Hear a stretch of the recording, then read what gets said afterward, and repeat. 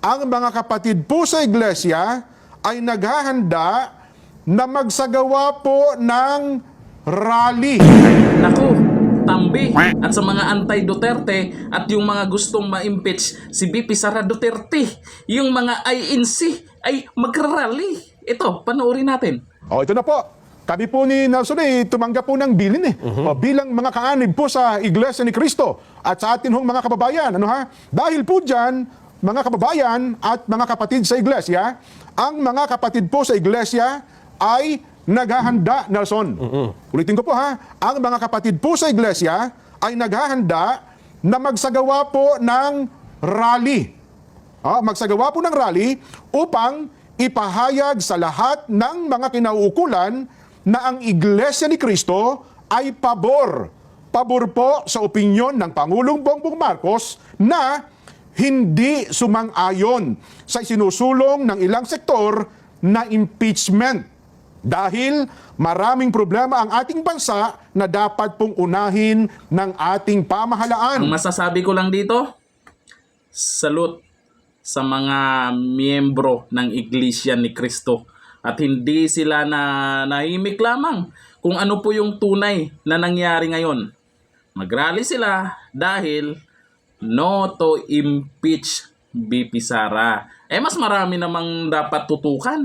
Bakit wala namang matibay na dahilan para ipa-impeach si Vice President Sara Duterte at alam naman nating lahat kung ano talaga yung totoong dahilan. At nakita nyo naman kung sino yung mga nag-file dyan for impeachment BP Sara Duterte. Ngayon, ito